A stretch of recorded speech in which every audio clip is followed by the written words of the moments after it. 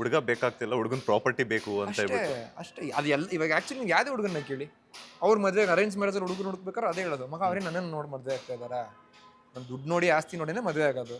So ನಾನು ಅವಳು ಬಂದ್ಮೇಲೆ ನಾನು ಅವಳನ್ನ ಯಾಕೆ ಅವಳಿಗೋಸ್ಕರ ನೋಡ್ಕೊಬೇಕು, ನಾನು ಅವಳ ಪ್ರಾಪರ್ಟಿ ಥರನೇ ಟ್ರೀಟ್ ಮಾಡ್ತೀನಿ, ದುಡ್ಡು ನೋಡ್ಕೊಂಡು ಬರ್ತಿದ್ದಾಳೆ ಅಂತ. ದಟ್ ಈಸ್ ವೈ ಡಿವೋರ್ಸ್ ಆಗ್ತಿರೋದು, ಚೀಟಿಂಗ್ ಆಗ್ತಿರೋದು, ಒಬ್ರನ್ನೊಬ್ರು ಕೊಲೆ ಮಾಡ್ಕೋತಿರೋದ್ರಲ್ಲಿ ಇದೇ ಕಾರಣಕ್ಕೆ.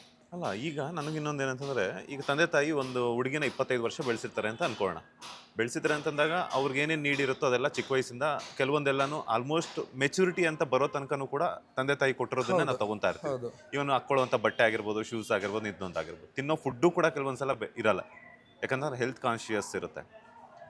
ಆಫ್ಟರ್ ಮೆಚುರಿಟಿ ಅಂತ ಬಂದಮೇಲೆ ಅವ್ರಿಗೆ ಏನೇನು ಬೇಕೋ ಅದನ್ನೆಲ್ಲ ತಗೊತಾ ಇರ್ತಾರೆ. ಮದುವೆ ಮಾಡ್ಕೊಬಂದು ಅವ್ರಿಗೆ ಏನೇನು ಬೇಕೋ ಅದನ್ನೆಲ್ಲ ಕೊಟ್ಟು ಅವ್ರಿಗೆಲ್ಲಾನು ಒಂದು ಇದು ಪಾಲಿಸಿ, ಹೆಲ್ತ್ ಪಾಲಿಸಿ ಎಲ್ಲ ಮಾಡಿಸ್ಕೊಟ್ಟು ಇದು ಸಾಕೋದಿಕ್ಕೆ ನಮಗೆ ಏನಕ್ಕೆ ಬೇಕು? ಅವ್ನು ಅದನ್ನೇ ಅದೇ ಕೇಳ್ತಿರೋದು. ದುಡ್ಡು ನಮ್ಮ ತಂದೆ ತಾಯಿನ ನಾವು ಚೆನ್ನಾಗಿ ನೋಡ್ಕೊಬೋದಲ್ಲ. ಅದನ್ನೇ ಕೇಳ್ತಿರೋದು. ನನ್ನ ಫ್ರೆಂಡು ಅದನ್ನೇ ಕೇಳಿದ್ದು. ಇವಾಗ ನಾನು ನನ್ನ ಪ್ರಾಪರ್ಟಿ ನೋಡಿ, ನನ್ನ ರೆಗ್ಯುಲರ್ ಇನ್ಕಮ್ ನೋಡಿ, ನಾನು ಅವಳು ಒಂದು ಲೈಫ್ ಸ್ಟೈಲ್ ಕೊಡ್ತೀನಿ ಅನ್ನೋ ಕಾರಣಕ್ಕೆ ಅವಳು ನನ್ನ ಮದುವೆ ಆಗ್ತಿದ್ದಾಳೆ ಅಂದರೆ, ಅವಳು ನನ್ನ ಗಂಡ ಅಂತ ಮದುವೆ ಆಗ್ತಿಲ್ಲ, ಏನೋ ಒಂದು ಫಿನಾನ್ಷಿಯಲ್ ಬ್ಯಾಕಪ್ ಅಂತ ಮದುವೆ ಆಗ್ತಿದ್ದಾಳೆ. ಸೊ ನಾನು ಅವಳನ್ನ ಹೆಂಡತಿ ಅಂತ ಯಾಕೆ ಟ್ರೀಟ್ ಮಾಡಲಿ, ನಾನು ಅವಳನ್ನ ಒಂದು ಸ್ಲೇವ್ ಸರ್ವೆಂಟ್ ಥರನೇ ಟ್ರೀಟ್ ಮಾಡ್ತೀನಿ ಅಂತ. So people are not getting married for the right reasons.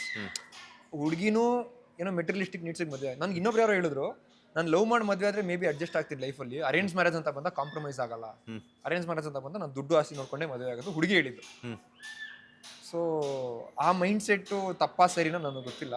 ಹುಡುಗರು ಇನ್ನೊಂದು ಅಗ್ರಿಮೆಂಟ್ ಮಾಡ್ಕೋಬೇಕಾಗತ್ತೆ. ಈಗ ಏನು ಯಾವುದೇ ಕಾರಣಕ್ಕೂ ಡಿವೋರ್ಸ್ ಕೊಡಂಗಿಲ್ಲ, ಯಾವುದೇ ಕಾರಣಕ್ಕೂ ಬೇರೆ ಎಲ್ಲೂ ಹೋಗಂಗಿಲ್ಲ, ಅದೆಲ್ಲ ನಾವ್ ಹೇಳಿದ್ದೆ ಕೇಳಬೇಕು. ಅದೆಲ್ಲ ಆಯ್ತಲ್ಲ. ರೀಸೆಂಟಾಗಿ ಯಾರೋ ಒಬ್ಬ ಒಂದು 50 ಪಾಯಿಂಟ್ ಹಾಕ್ಬಿಟ್ಟು ಮದುವೆ ಆದ್ನಲ್ಲ, ಹುಡುಗಿ ಕಳ್ಸಿದ್ನಂತೆ, ಈ ಥರ ಏನೋ ಕಂಡೀಷನ್ಸ್ ಕೊಟ್ಬಿಟ್ಟು ಮದುವೆ ಆದ್ನಂತೆ. ಆಮೇಲೆ ಇನ್ನೊಂದು ನನಗೆ ಯಾವಾಗಲೂ ಅನ್ಸೋದು ಏನು ಗೊತ್ತಾ, ಈ ಡಿವೋರ್ಸ್ ಆಗೋದ್ರಿಂದ ಹುಡುಗಿ ಕಡೆಗೆ ಆಲಿಮನಿ, ಫಿನಾನ್ಷಿಯಲ್ ಸೆಟಲ್ಮೆಂಟ್ ಏನೋ ಸಿಗೋ ಥರ ಇರಲಿಲ್ಲ ಅಂತಿದ್ರೆ ಹುಡುಗಿ ಡಿವೋರ್ಸ್ಗೆ ಅಪ್ಲೈ ಮಾಡ್ತಿರ್ಲಿಲ್ಲ. ಅವಾಗ ಹುಡುಗರು ಜಾಸ್ತಿ ಅಪ್ಲೈ ಮಾಡಿರೋರು. ನನಗೆ ಟೆನ್ಷನ್ ಆಗ್ತಿದೆ, ಟಾರ್ಚರ್ ಆಗ್ತಿದೆ, ಹುಡುಗರು ಅಪ್ಲೈ ಮಾಡ್ತಿದ್ರು. ಇವಾಗ ಡಿವೋರ್ಸ್ ಆದರೆ ಫಿನಾನ್ಷಿಯಲಿ ಹುಡುಗನಿಗೆ ಲಾಸ್ ಆಗುತ್ತೆ ಅನ್ನೋ ಕಾರಣಕ್ಕೆ ಹುಡುಗರು ಅಡ್ಜಸ್ಟ್ ಮಾಡ್ಕೊಂಡು ಒಂದು ರಿಲೇಷನ್ಶಿಪ್ ಇರ್ತಾರೆ. ಹುಡುಗಿ ಬಿಡು, ನಂಗೆ ಡಿವೋರ್ಸ್ ತೊಗೊಂಡ್ರೆ ಫ್ರೀಯಾಗೂ ಇರ್ಬೋದು, ದುಡ್ಡು ಬರುತ್ತೆ ಅನ್ನೋ ಕಾರಣಕ್ಕೆ ಒಂದಷ್ಟು ಜನ ಸುಮ್ಮನೆ ಆಲಿಮನಿಗೋಸ್ಕರ ಇದು ಮಾಡ್ತಿದ್ದಾರೆ.